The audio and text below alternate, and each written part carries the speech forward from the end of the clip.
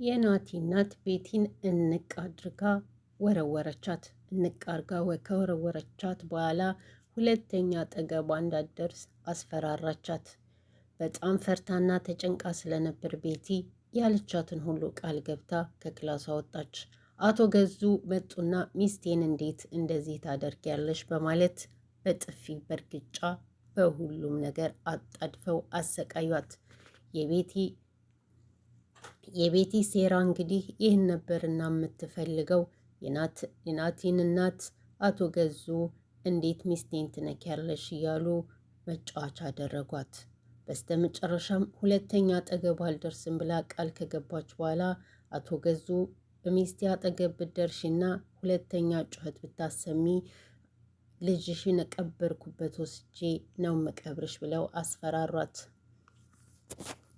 ናቲ እንግዲህ እናቱ ያላትን ንብረት ከአባቱ እንደሚፈልግ ስለምታውቅ ቤቲ መንገድ ላይ ጠብቃ እየፈለግኩህ ነበረ፣ ቁጭ ብለን እናውራ አለችው። እሱም ከአንቺ ጋር የሚያወራው ምንም ነገር የለኝም አለ።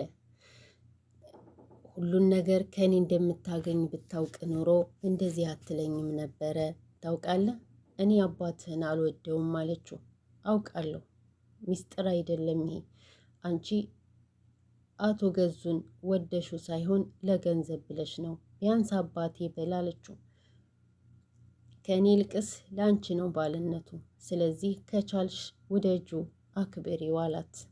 አንቺ ለገንዘብ ብለሽ ነው የምትቀርቢው የቀረብሽው እንጂ ወደሹ እንዳላደለ ሁሉም ሰው ያውቃል። ስለዚህ ሚስጥር አይደለም አላት። እሷም አለችው ገንዘብ እያልክ እሱ ጋር ከምትጃጃል ያለህን ነገር ስለሚያሳጣህ ከኔ ጋር ተስማማ አለችው። ያለኝ ነገር እናቴ ነበረች፣ ምን ያሳጣኛል አላት። ራስህንም ቢሆን ሊያሳጣ ስለሚችል ተጠንቀቅ አለችው። እንደውም መኖር ሰልችቶኛል፣ ራሴን ቢያጠፋኝ ራሱ ምንም አይመስለኝ፣ ለማን እኖራለሁ? እናቴን እንዲሆን አጥቻታለሁ አለ በተስፋ መቁረጥ። ለማንኛውም ውርደት እንዳይከናነብሽ ከእኔ ራቂ አላት። ትሁት እንግዲህ ናቲ እናት ጋር እየገባች እያዝናናቻት እያወራቻት፣ ከዛም ደግሞ ወደ ሳሎን ይዛት ትወጣለች። ሳሎን ላይ ቡና አፍልታላት ቤቷን እያሳየቻት በበለኮናም ይዛ እየወጣች ፀሐይ ያሞቀቻት መኪናና አካባቢውን እያስጎበኘቻት ነው። በዚህም እጅግ በጣም ደስተኛ ናት። እጅግ በጣም ደስተኛና የጸባይ ለውጥ እየታየባት ነው። አንቺ እብድ ነሽ ሲሏት እኔ እብድ አይደለሁም እያለች መመለስ ጀምራለች።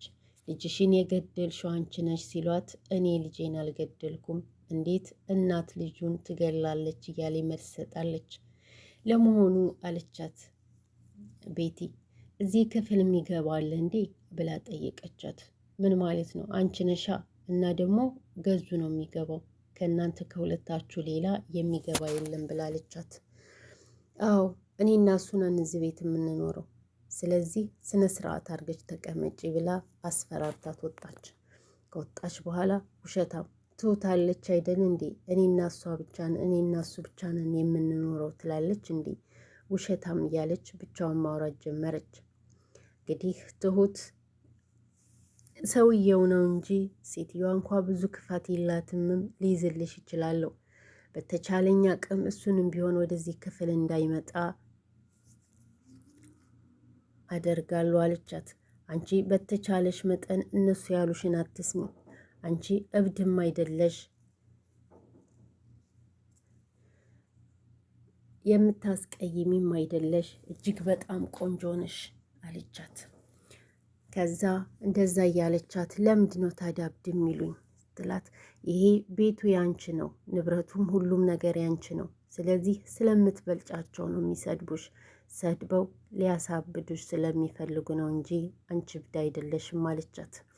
አንድ ቃል ግቢልኝ ስትላት ልጄ መቃብሩ ሰጅኝ ወስድሻለሁ፣ ታውቂዋለሽ እንዴ ስትላት አይ አጣራለሁ እንጂ አላውቀውም፣ እመኒኝ ግን አንድ ቃል የምገባልሽ ነገር ቢኖር አንቺን ጥዬ የትም አልሄድም፣ እኔ እያለሁም ደግሞ አትፍሪ ብላ ቃል ገባችላት። እሷም እጅግ በጣም ደስ አላት። ስሟ ስቴር ነው። ከዛ ሳሎን ላይ ቁጭ ብለው ቡና እየጠጡ እያሉ ስለ አንዲት ሴት ታሪክ ነገረቻት። እንዳንቺ ነበረች፣ ቆንጆና አንድ ልጅ አላት። ልጇ ሳይሞት ሞተ ይሏታል፣ ልጇንም ደግሞ እናት ሞታለች ይሉታል። ስለዚህ በስተመጨረሻ ግን ሁለቱም በህይወት ኖረው ተገናኝተዋል እያለች ትላታለች።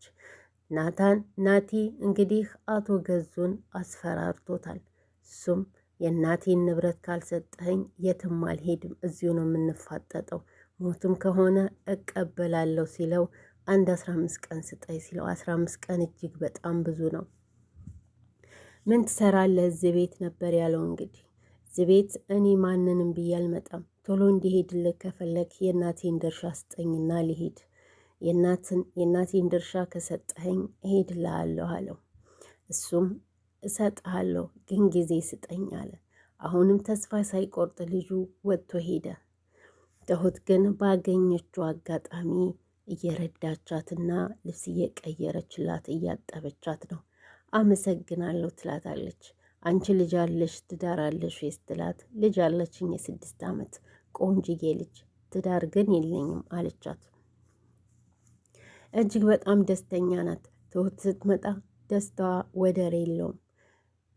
ቤቲና አቶ ገዙ ሲገቡ ደግሞ የሲኦል ሰፈር ይሆንባታል።